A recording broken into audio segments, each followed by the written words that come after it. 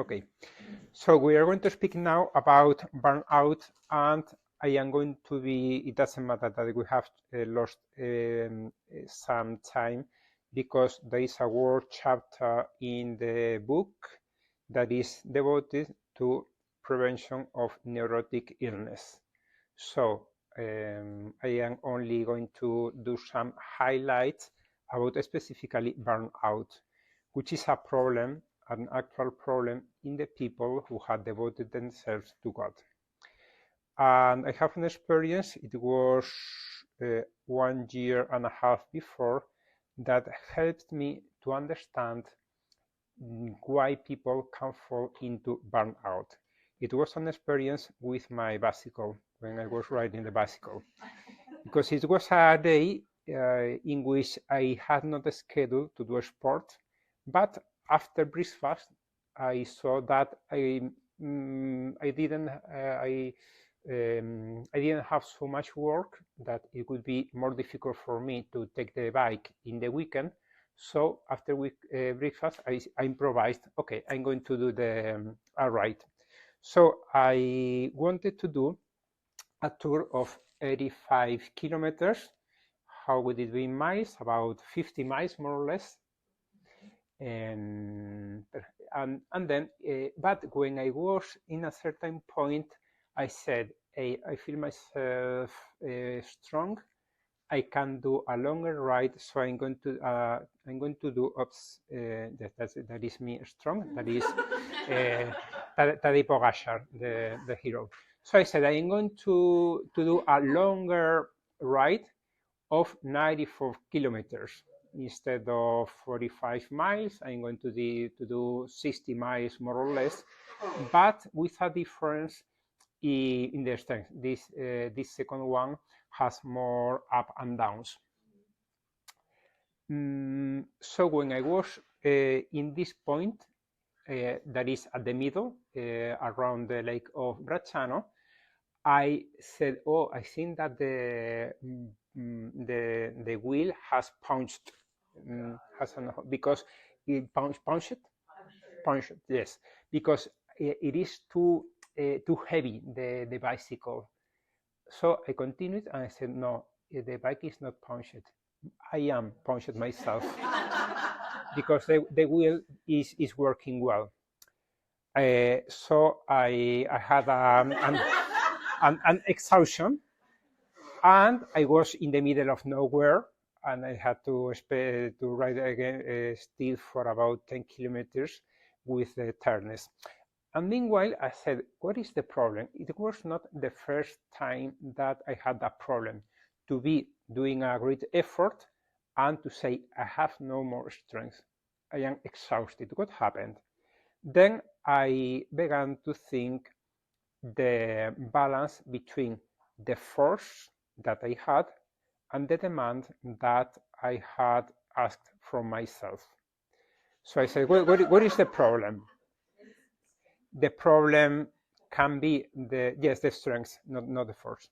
The training, I have not taken the bike for the last 2-3 weeks because of different problems, and bike is very demanding when you don't take the bike, and you realize that.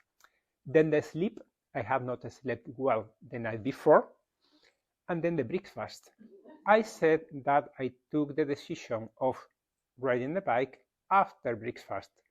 So I had taken breakfast as a normal weekday in which I am going to spend the morning in my office working in front of the computer.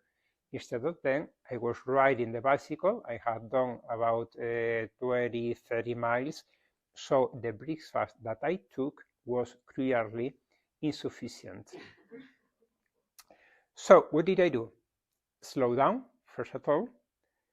Go to the first bar that you find. Take something energetic, and then go ahead and finish. Probably you will need more time. You won't enjoy so much, but you can do it. And he said, as I was going back to my house, it can be an example of what happens with the people who get burned out. People who had tried to do a great effort and they were not prepared, they were not ready. There was an imbalance between the strength that they had and the demands that they were asking to themselves, or other people. But in burnout, there is the demand does not come from the outside. The demand in a burnout most of the time comes from the inside, and there is a trait of personality very frequent in people who suffer burnout, which is the self-demanding, which is the perfectionism about which we have recently spoken. That is, it is not the person, the ambient, the chief, the boss who tells you have to. It is one who asks himself, I have to. So the happy, the irresponsible, the person that has lower standards, it is difficult that she gets burned out. Instead, a person with higher standards is very useful. And now we find a question that I have been asked a lot of time in different ambience, different institutions in the church. Personality formators, responsible from different institutions, dioceses, and so have asked me.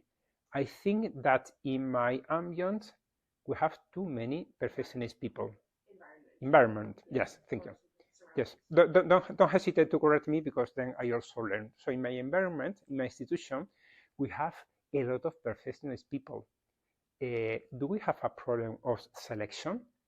Do we have a problem in training? Perhaps yes, but perhaps not, because any environment that presents people high standards is very appealing for perfectionists.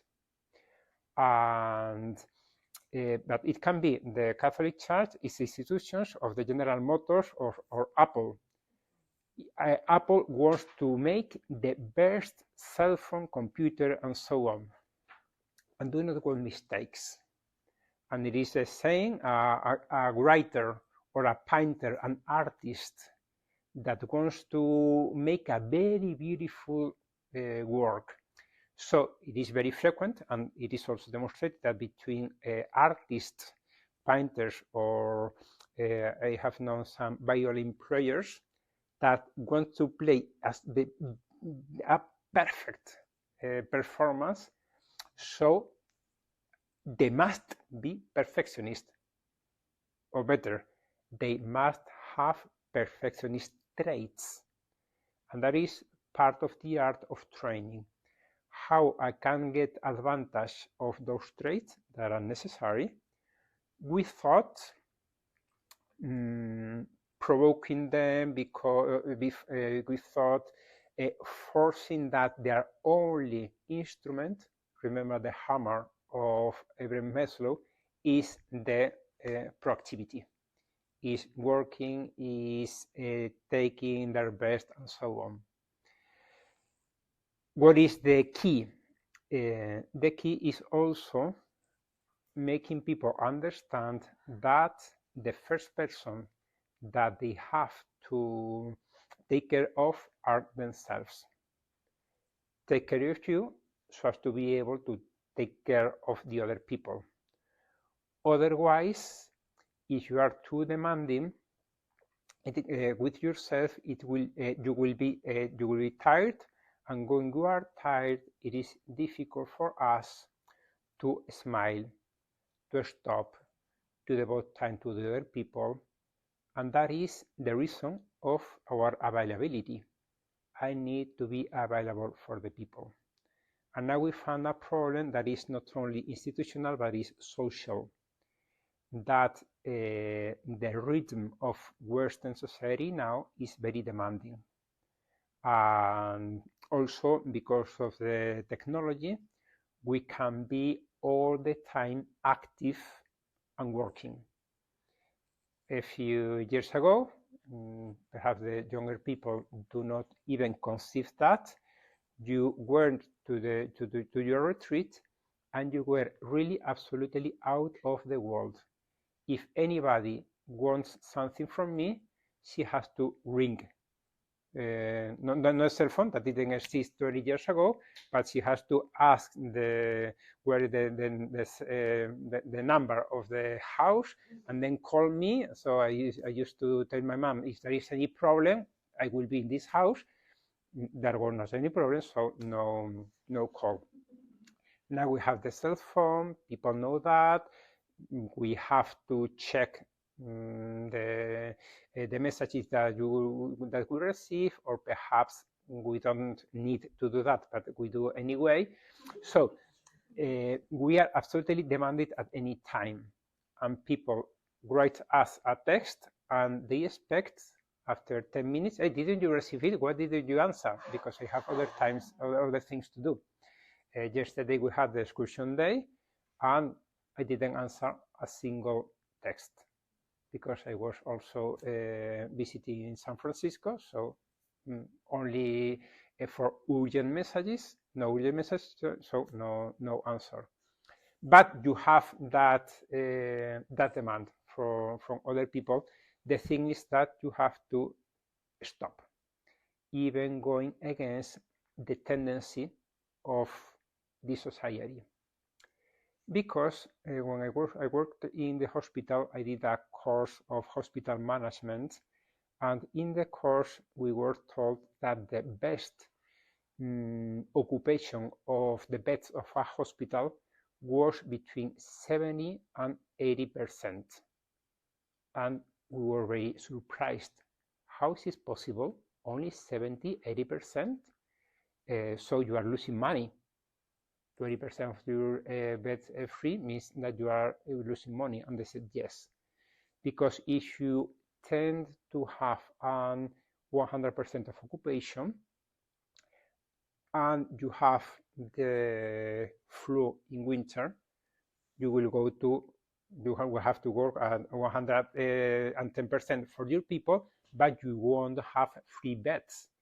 If there is a car accident and you are 100%, you have to put the beds in the corridors, or if one of the people of your work gets ill, you don't have a replacement, so you will have to work. And as it happens every day, in the practice says, I want to be 100% occupied, means that in the practice you are going to work, you will have to work at 110, 120% every day, and that is not possible. You can do that for a certain time, doing extra hours or sleeping less and so, but it is not possible. Change from a hospital to a house, to a center in which we have a lot of activities to do. We have also people who go back and forth that ask from unforeseen activity. So we need to have a time margins so as to be able to load a little more ourselves without being overloaded. Well, okay, so let's go very quickly to that because, as I said, there is in that chapter of the book. So the psychopathology, the mental illness, is divided into basic categories, neurotic and psychotic. It is an old classification, but it still works. Neurotic symptoms are basically anxiety and depression. And the characteristics is that they are qualitatively normal, in the sense that everybody have suffered in some point a kind of anxiety or sadness. They are usually reactive, in the sense that there is something that causes them. And so you can see in a normal situation, I am sad because I received a bad news, I have anxiety because I have a challenge, but it becomes abnormal when there is a disproportion between what has caused me it, which is too small, or in the strength of the symptom, which is too big. So because of the intensity or because of persistence, it lasts for too long. An example, persistence is the grief because of losing the job or something or somebody that I loved, or the intensity of the reason of that thing that provokes me the anxiety. It is normal to be to have fear in front of a dog, but in front of a minimally big dog, not in front of that small and not an innocent dog. Those neurotic symptoms are the most frequently in psychopathology. Anxiety is suffered by about 25% of the population, not anxiety as normal symptom, that is 100%, but as a symptom that would require support by mental health professionals. And depression is about 15% of the general population. What year is it from? What? What years are these stats from? Probably about the late 2019, more or less. That is when I wrote the book. But depression is more frequent in women. So, okay. So depression is a universal basic emotion, as we have said. It is, according to Aquinas and Aristotle, it is the passion that you suffer when you are in front of an evil that cannot be avoided. That is, from a philosophical point of view, the reason of depression. So some psychologists, those of positive psychology, that is Martin Seligman, invented the concept of learned helplessness. That is, when you have learned that the evil cannot be avoided, even if that is not real, because the evil that cannot be avoided is a personal subjective judgment. And he did an experiment with rats. The experiment consisted in a rat in a jail, and there were in some points electrical stimuli that the rat received, and then when the rat receives the stimuli, she moved to another place. And then the experiment consisted in this second place, still she received the stimuli, the electricity. So she moved to a third way, to a third place. And then another discharge, and then a fourth place. And at a certain point, if wherever she was, she received the electricity, what did she do? Nothing. Absolutely nothing. And she could be suffering the charge of electricity very intense, and perhaps now the other part of the place was free, but she didn't move. And she said, Seligman said, hey, this is what happened. One of the possibilities of explaining what happens in depression.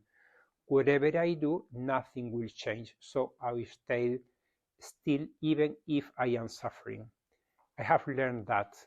But, he said, Seligman, perhaps if that is learned, it can be also control-learned, the possibility that you have something to do with your own suffering and your pain. You need some strategies, skills to avoid the pain, and you can also, and this is not from Seligman, but from Viktor Frankl, it can help you also to give a sense to your suffering. I'm suffering for something. And when it is not only suffering, but when it is work, you can also enjoy the work, enjoy what you are doing. Because now we go to the burnout syndrome. We have spoken about personality, perfectionist personality, mainly in service professions. Are more they are the professions in which burnout has been first explained, in teaching, in health professions, and also in people who volunteer to help other people. It is more frequent in women. It is more frequent when they have spent a long time of dedication, and also because of the age. Because, and it is important, time passes, and the problem is that many times we don't realize. And some people keep a rhythm of work similar to the one that they have when they were in their 20s or 30s, and now they are in their 40s or their 50s. And the body is not the same, and the mind is not the same. So you have to slow down, you have to take advantage of your experience, and you have to do a break sometimes a day. One of the things, of the few things that I don't like very much in American style of living is that, contrary to the Mediterranean, in which we do a big break for lunch, and sometimes we have the main contribution of the Spanish culture to the world, which is the siesta. Yes, the word that does not mean need a translation. It means that I have worked for 5 hours in the morning. I do a long break, and then I keep working. So my brain slows down, not necessarily sleeping, but at least disconnecting with the things. Instead, eating a sandwich for lunch while I'm still working in the computer means, first, that I dirt my computer with my fingers, and secondly, that I don't do a rest for my computer, for my mind. Neither for my computer, but mainly for my mind. So it becomes more and more tired, and it can begin overstimulated.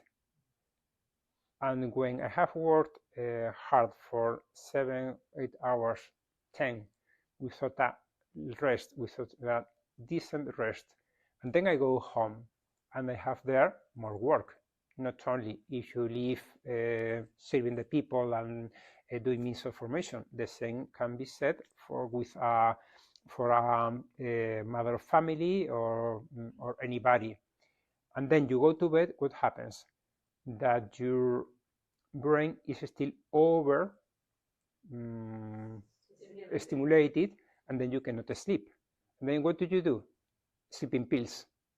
And then you enter into a cycle which is very uncomfortable. I finish a couple of ideas. So the feeling of the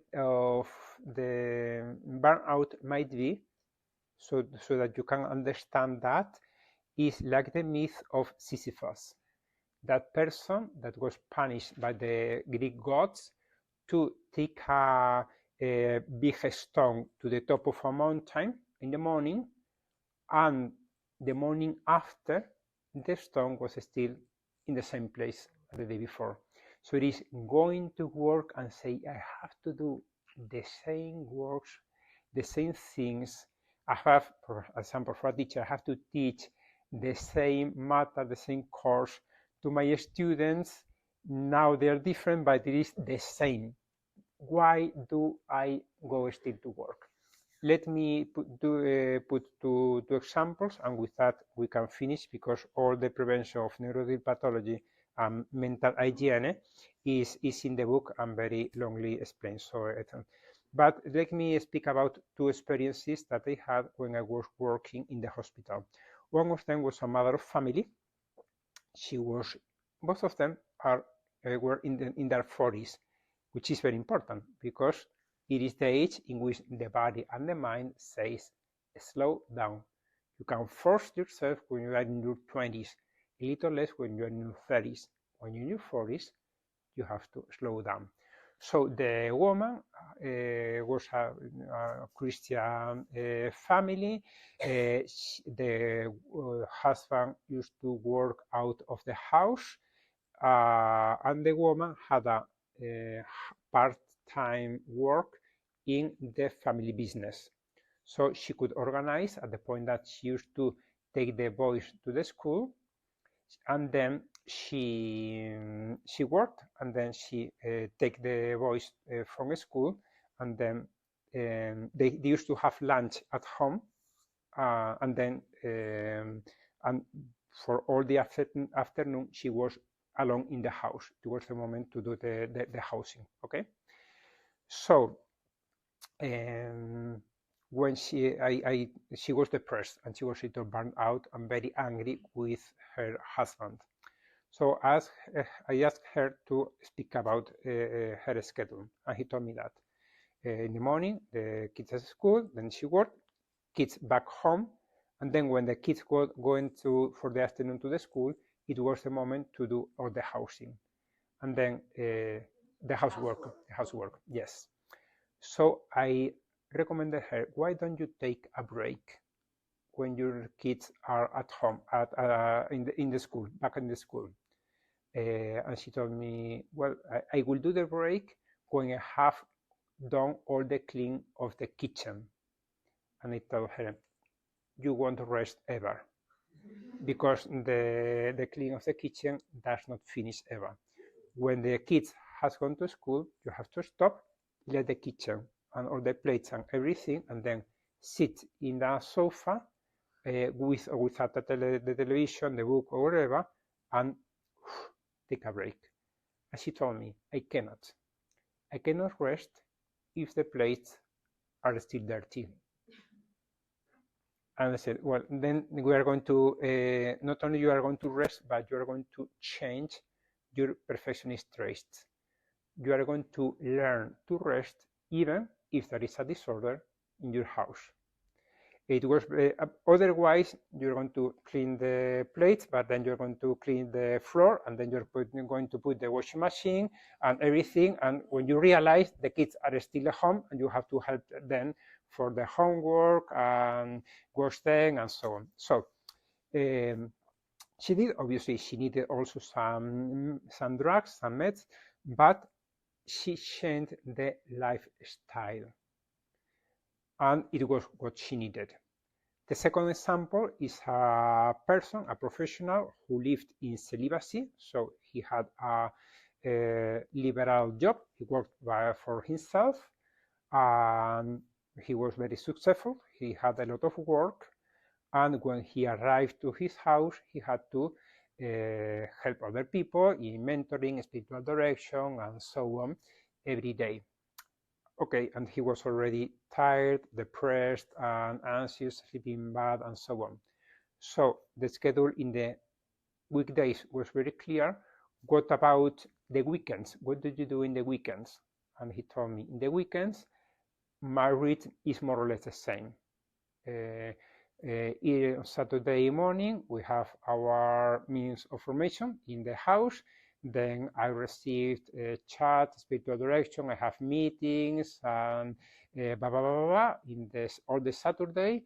In the Sunday, when I don't have to go to a retreat or doing my own recollection morning, once or twice a Sunday, I get to take a break of about an hour to run for breakfast, to dress in sport clothing, running, and then to running, and then to come back and running for having a shower, and still to take advantage of at least a part of the morning. And then for the afternoon, also very complete with schedule meetings and so on. So it was not resting. He was doing sport, but it was not didn't help him to disconnect. So the recommendation that I usually do to people in general, but mainly when they feel a little stressed and overwhelmed, is take a whole piece of the day, a whole morning or a whole afternoon for yourself, for doing your weekly resets. That means that you take quietly your breakfast. Then you take 15, 20 minutes, half an hour, the time that you want, to read the newspaper, to breathe, and so on. Then you dress your sport clothes calmly, and then you can go to running. But it is the only moment in which you are going to run in the whole morning.